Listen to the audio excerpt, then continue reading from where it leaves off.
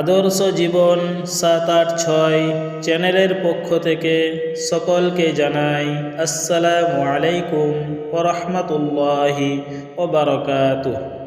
হাদিস ও কোরআন জানার জন্য অবশ্যই এই চ্যানেলটিকে সাবস্ক্রাইব করে আমাদের পাশে থাকুন। সর্বপ্রথম আমাদের জানা দরকার যে শবে বরাত নামের অর্থ কী। শবে বরাত দুটি শব্দ দ্বারা গঠিত হয়েছে এবং এটি ফার্সি ভাষা। শব এর অর্থ রাত্রি এবং বারাত এর অর্থ পবিত্রতা, নাজাত, মুক্তি ইত্যাদি।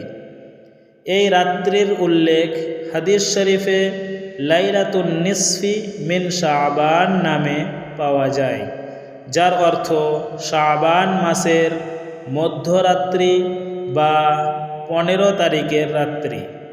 হাদিস হযরতে মুআজ বিন জাবাল রাদিয়াল্লাহু তাআলা আনহু বর্ণনা করেন, রাসূলুল্লাহ সাল্লাল্লাহু আলাইহি ওয়াসাল্লাম ইরশাদ করেছেন যে মহান আল্লাহ তাআলা শাবান মাসের মধ্যরাত্রিতে অর্থাৎ 15 তারিখের রাত্রিতে তার বান্দাদের দিকে মনোনিবেশ করেন এবং মুশরিক ও পারস্পরিক বিদ্বেষ পোষণকারী ব্যতীত সকলকেই ক্ষমা করে দেন। এই হাদিসটি উল্লেখ করেছেন হযরত নাসিরউদ্দিন আলবানী রহিমাহুল্লাহ তাআলা আস-সিলসিলাতুস সহিহার মধ্যে হাদিস নাম্বার 1144 এবং সহিহ ইবনে হিব্বানের মধ্যে হাদিস নাম্বার 5665।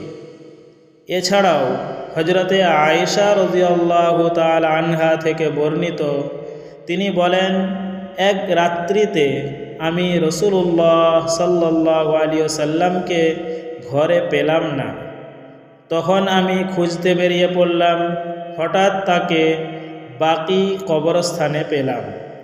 তিনি আমাকে বললেন, তুমি কি আশঙ্কা করো যে আল্লাহ ও তার রসূল তোমার উপর কোনো অন্যায় করবেন?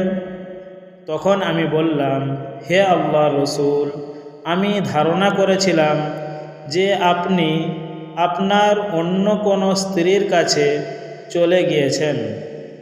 তিনি বললেন, আল্লাহ তাআলা শাবান মাসের মধ্যরাত্রিতে অর্থাৎ 15 তারিখের রাত্রিতে দুনিয়ার আসমানে নেমে আসেন এবং বানু কালব গোত্রের ছাগলের পশমের সংখ্যার চেয়েও অধিক সংখ্যক মানুষকে তিনি ক্ষমা করে দেন। এই হাদিসটি বর্ণিত আছে সুনানে তিরমিজি হাদিস নাম্বার 739, সুনানে ইবনে মাজাহ হাদিস নাম্বার 1389, মুসনাদ আহমদ হাদিস নাম্বার 26018। শিক্ষা: অতএব এই রাত্রিতে নিজের সাধ্যমতো নফল নামাজ, কোরআন তিলাওয়াত, জিকির, তওবা ও ইস্তেগফার করা দরকার এবং কবর জিয়ারতও করা যেতে পারে। তবে অবশ্যই এটা খেয়াল রাখা দরকার যে রাসূলুল্লাহ সাল্লাল্লাহু আলাইহি ওয়াসাল্লাম একা একা কবরস্থানে গিয়েছিলেন। এই ব্যাপারে তিনি হযরতে আয়েশা রাদিয়াল্লাহু তাআলা আনহাকেও আগে থেকে কোনো অবগত করেননি। আল্লাহ তাআলা আমাদের সকলকে আমল করার তৌফিক দান করুন, আমিন।